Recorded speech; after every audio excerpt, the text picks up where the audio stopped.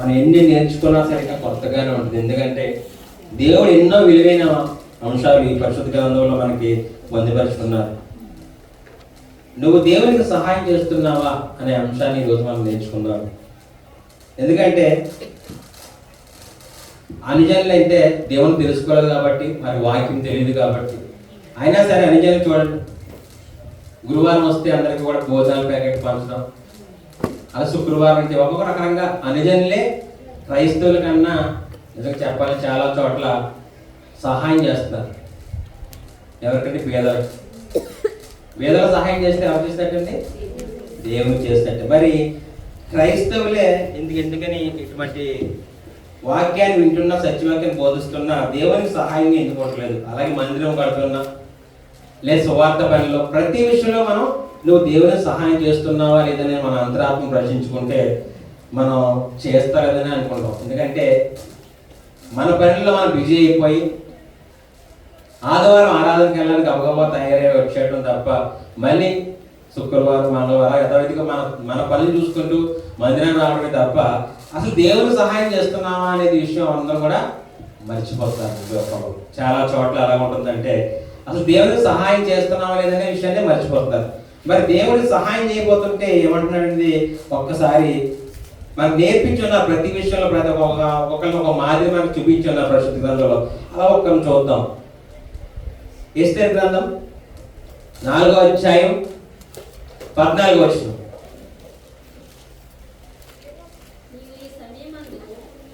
నీవు ఈ సమయమందు ఏమియూ మాట్లాడక మౌనముగా ఉన్న ఎడల యూదులకు సహాయమును విడుదలయు మరి ఒక దిక్కు నుండి వచ్చును గాని నీవును నీ తండ్రి ఇంటి వారిను నశించుదురు. ఇక్కడ ఏమంటారు? దేవుడు వార్నింగ్ ఇస్తున్నట్టే కాదండి, నశించుదురు అంటాడంటే ఎంత పెద్ద మాట అండి. మనం ఈ సందర్భాన్ని ఎప్పుడన్నా పూర్తిగా ఆలోచించినట్లయితే మరి అందరికీ కూడా ఎస్తేరు ఎవరు కూతురండి? పెంచుకున్న కూతురు మొద్దుకై కూతురు. మీ అందరికీ తెలిసిందే. నిజంగా మొద్దుకై కూతురుకి దేవుడు ఎంత భాగ్యం ఇచ్చాడండి. ఒక మహారాజుకి భార్య అయ్యే యోగ్యత కలిగించాడు దేవుడు, అవునా కదండి? మీ అందరికీ తెలిసిన విషయమే. మరి కలిగించాడంటే మరి ఎంతో మంది రాజుని పెళ్లి చేసుకోవాలంటే ఎంతమంది ముందుకు వస్తారండి? బోడంత మంది ఆ రోజుల్లో ముందుకు వచ్చి ఉంటారు, ఎంతో మంది అప్లికేషన్ పెట్టుకుని ఉంటారు.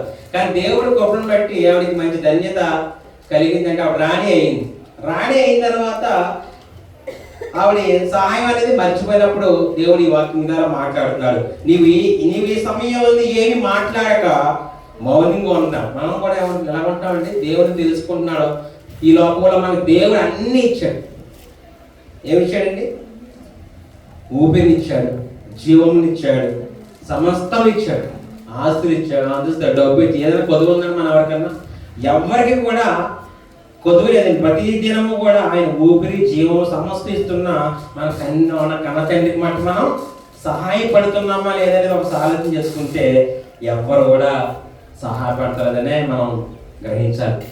ఎవరో 1-2-3 స్పందిస్తున్నా సరే చాలా మంది యథావిధిగానే వస్తున్నారు తప్ప సహాయం చేసే గుణం ఎవరిలోనూ చాలా తక్కువ మందిలో ఉంటుంది. మరి ఎవరైనా సహాయం చేస్తే అన్నీ ఏమంటాం? మనం థ్యాంక్స్ అంటామండి.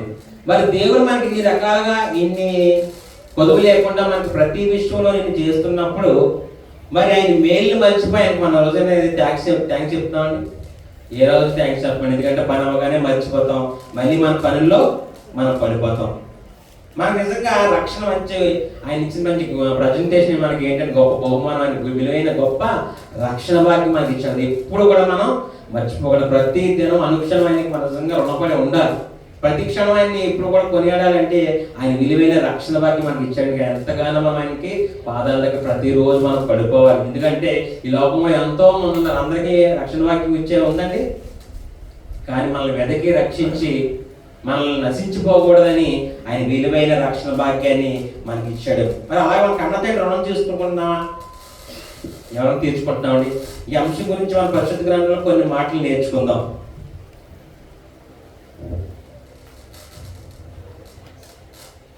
మత్తయి సువార్త త్వరగా ముగించుకో. 25వ అధ్యాయం 34 నుంచి 40 వచ్చిన ఒకసారి చదువుదాం. 25వ అధ్యాయం 34 నుంచి అమ్మ. అప్పుడు రాజు తన కుడివైపున ఉన్నవారిని చూసిన తండ్రి చేత ఆశీర్వదింపబడిన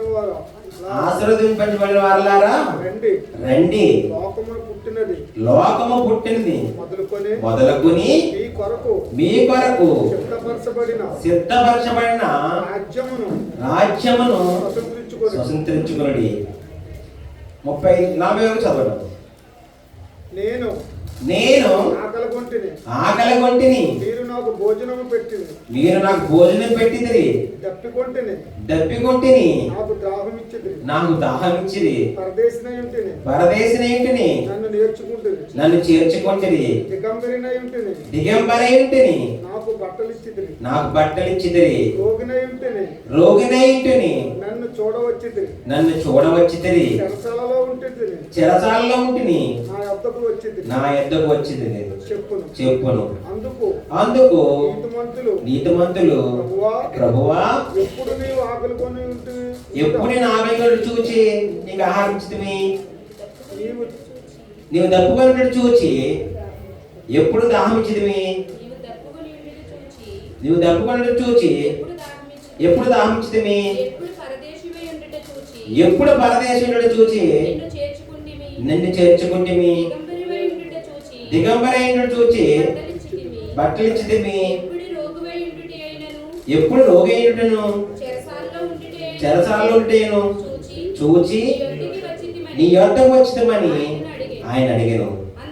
అందుకు రాజు మిక్కిలి అల్పులైన ఈ నా సహోదరులలో ఒకరు మీరు చేసిదిరి కనుక నాకు చేసిదిరని నిశ్చయముగా మీతో చెప్తున్నాను. దేవుని స్తోత్రం.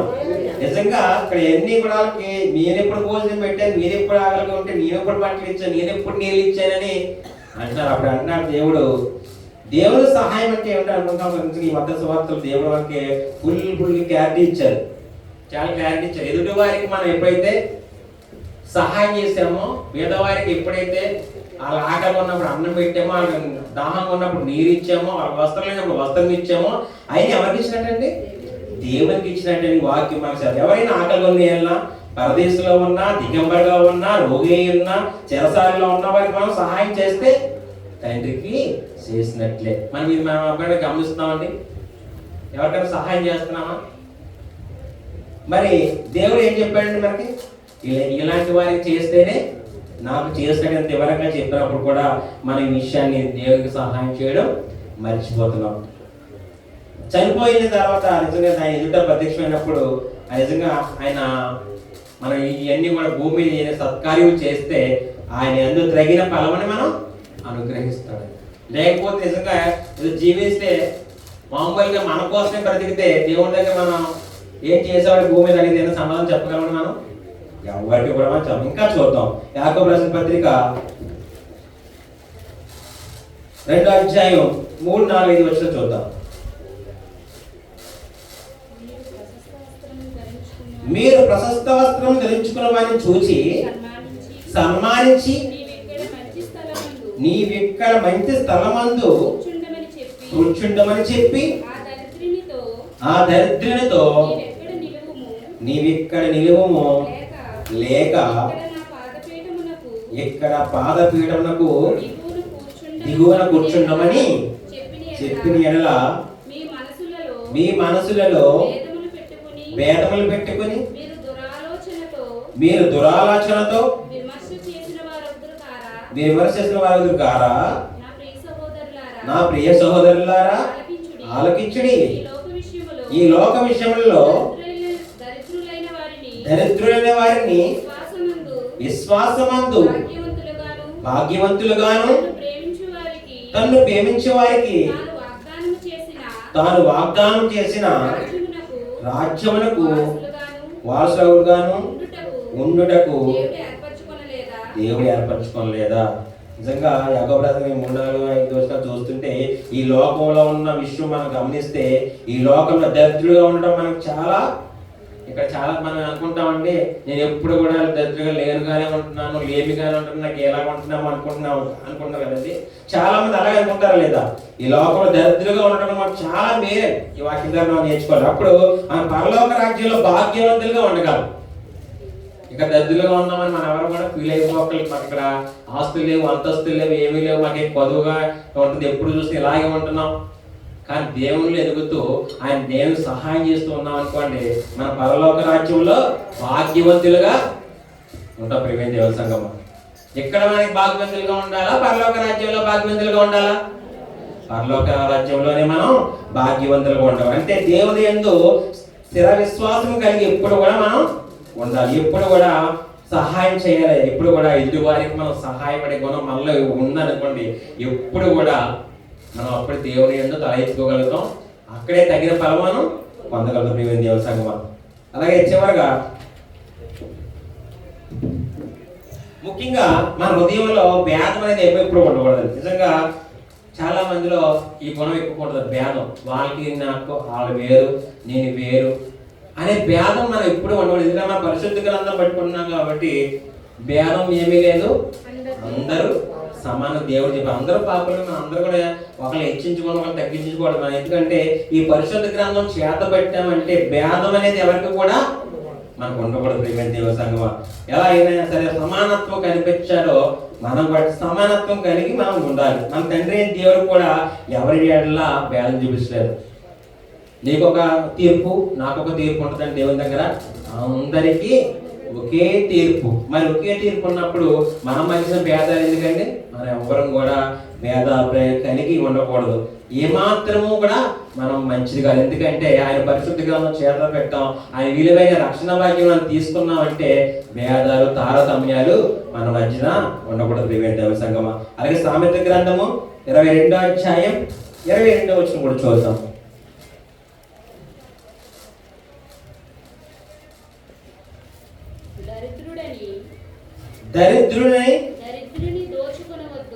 దరిద్రుని దోచుకోవద్దు, గుమ్మమున వద్ద దీనులను బాధపరచవద్దు. దేవుడు వారి పక్షమున వ్యాజ్యమాడును, ఆయన వారిని దోచుకుని వారి ప్రాణమును దోచుకును. నిజంగా చూడండి, దరిద్రుని గుమ్మం వద్ద దీనుల్ని బాధపరచకూడదు. ఎందుకంటే ఎవరైనా సరే ఆశించి మన దగ్గరికి వస్తే ఉన్నంతలో పెట్టాలి తప్ప, కొంతమంది అడుకునే వాళ్ళు వస్తే కొంతమంది చూడండి ఆ టైంలో తీసుకుంటారు, అలాగే ఇలా మా చేయగలేదు అలాగే ఇలా అంటుంటారు. కానీ దేవుని వాక్యం ఏమని చెప్తుంది అక్కడ? దీనులను బాధపరచ వద్దని చెప్పి. మన ఎవరున్నా సరే మనకు ఉంటే ఎంతలో ఉన్నంతలో ఎంతకంత పెట్టి పంపించాలి తప్ప ఎవరిని కూడా బాధ పెట్టకూడదు. నిజంగా దీనులను బాధ పెడితే దేవుణ్ణి బాధ పెట్టినట్టే. మన ఇక్కడ అంతా కూడా మనం ఒక రకమైన జాలి, కరుణ అనేది మనం నేర్చుకోండి వాక్యం ద్వారా. నిజంగా దేవుడు వారి పక్షమున వ్యాజ్యమాడు. నిజంగా వాళ్ళకి వచ్చిన వారిని ఎవరన్నా అసహించుకుంటే దేవుడు నీ మీద పోరాడతాడు, అంటే నీ మీద గొడవ పడతాడు. నేను పంపించిన వారిని నువ్వు ఏం పెట్టకుండా పంపిస్తున్నా, వాళ్ళ మనసు బాధ పెడుతున్నావా అని అడుగుతాడు. దీనులు కానీ దరిద్రుని కానీ బాధ పెట్టారు. అలాగే చేసిన మనం బాధ పెట్టినట్లయితే నిజంగా ఆయన మనసు బాధపడదు, దేవుడి మనసు మనం బాధ పెట్టినట్టే. నిజంగా దేవుడి పట్ల ఎంత సహాయంగా కలిగి ఉన్నావో ఈ వాక్యం ద్వారా మనం నేర్చుకోవాలి ఈరోజు. ఎందుకంటే ప్రతి విషయంలో కూడా దేవునికి సహాయం చేసేలా ఉండాలి. ఎందుకంటే దేవుని పనులను కానీ ఎవరైనా సరే మనం ముందుకు వచ్చి మనం ఉన్నంతలో ఎంతో కొంత సహాయపడేలా మనం ప్రతి ఒక్కరూ నేర్చుకోవాలి. నాకెందుకులే, పక్క వాళ్ళు వేస్తున్నారు కదా, వాళ్ళు వేస్తున్నారు కదా, ఈ పని వాళ్ళలో ఉంటున్నారు కదా, నేనెందుకులే, ఎలాగే జరిగిపోతుంది కదా అనే మనసు మనలో ఈ వాక్యం ద్వారా మనం నేర్చుకోవాలి. ప్రతి పనిలో కూడా దేవుని పనిలో మన చెయ్యంతో ఎప్పుడు కూడా ఉండాలి. ప్రతి కూడా ఎంతో కొంత మన ప్రతి ఒక్క దేవుని సహాయం చేసే గుణం మనకు కనపడ. ఎందుకంటే ఈ లోపల బ్రతుకుతున్నామంటే ఊపిరి పీల్చుకు ప్రతి రోజు ఇక్కడ కూర్చున్నామంటే ఆయన ఎవరి కృప అండి? దేవుని కృపగానే కదండి. మనం అసలు ఎన్నో సడన్ గా పోయామనుకోండి, ఆ డబ్బు అంతా ఏమైపోతుంది, వెనకాల రాత వాళ్ళు ఉంటారు, వాళ్ళు కానీ ఉండగానే ఇటువంటి సత్కార్యములు మంచి దేవుని సహాయపడిలో మనం బ్రతికితే రేపు వచ్చిన పరలోక రాజ్యంలో ఆయన భాగ్యవంతులుగా ఉండగలుగుతాం. ఆయన మధ్య తల ఎత్తుకు నిలబడగలుగుతాం. ఏదైనా తల దించుకుని వారిగా ఉంటాం. అటు మాదిరిగా మనం ఉండకూడదు ఎవరు కూడా. ఇది కీర్తన గ్రంథము 109వ అధ్యాయం 30వ వచనం. దరిద్రుల ప్రాణమును విమర్శకు లోపరిచే వారి చేతిలో నుండి అతని రక్షించుటకై అతని కుడి పక్కన దరిద్రుల పట్ల దీనుల పట్ల దేవుడు ఎప్పుడు కూడా ఉంటారని వాక్యం మనకి సెలవిస్తుంది. ప్రేమించని దేవుని సంగమా, వారి ఎడల మనం ఎటువంటి హాని కూడా తలపెట్టకూడదు. ఆయన ఎడల ఇప్పుడు కూడా మనం జాలి, ప్రేమ, కరుణ అనేది చూపించాలి. కేవలం వారి ఎడలే అనుకుంటారు, కానీ దేవుడు వారి కుడి పక్క నుండి వారికి సహాయంగా ఉంటున్నాడని వాక్యం మనకు అర్థం. ఎప్పుడు కూడా మనం కూడా దేవుని కుడి పక్కనే ఉండాలంటే దేవులను, దరిద్రులను, పేదవారిని ఎవరినైనా సరే మనం ఎప్పుడు కూడా చేర్చుకోవాలి. నీకు తగినంత, నీలో ఉన్నంత సహాయం చేయాలి. అలాగే మందిరం పట్ల కానీ ఇలాగే దేవుని కార్యం ఏవైనా సరే సహాయం చేసే విధంగా మనందరం కూడా ఈ వాక్యం ద్వారా నేర్చుకోవాలి. ప్రేమ. అలాగే సామెతల చివరిగా 14వ అధ్యాయం, సామెతల గ్రంథము 14వ అధ్యాయం 31వ వచనం.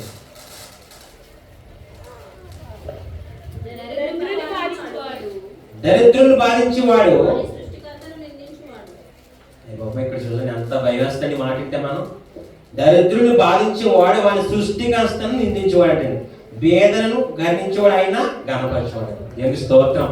మనం బేదలను గణపరిస్తే నిజంగా ఆయన గణపరిచిన దేవుని స్తోత్రం. ఇంకా ఈ వాక్యాన్ని తెలుసుకుంటే ఎవరైనా దరిద్రులు వచ్చినా, బేదలు వచ్చినా పోండే మేము మేలు లేదు అనగలమండి. అసలు ఈ వాక్యం మనసులో మెదడింది అనుకోండి, ఎప్పుడు కూడా సహాయం చేసే కొన్న మనలో ఉంటుంది. ప్రియమైన దేవుని సంగమా, ఎందుకంటే మనం పేదలను, దరిద్రులు, దీనులను కరుణిస్తే, ఆదరిస్తే, లేక సహాయం చేస్తే నీవు నిజంగా దేవుని గణపరిచిన వాడు అవుతామని ఈ వాక్యం మనకు సెలవిస్తుంది. ప్రియమైన దేవుని సంగమా, ఈ లోకంలో ఒక కొడుకు నిజంగా ఒక కొడుకు తన తండ్రికి తను చెప్పిన విధంగా పని పూర్తి చేశాడు అనుకోండి, మనం ఆయన పిల్లలే కదండి.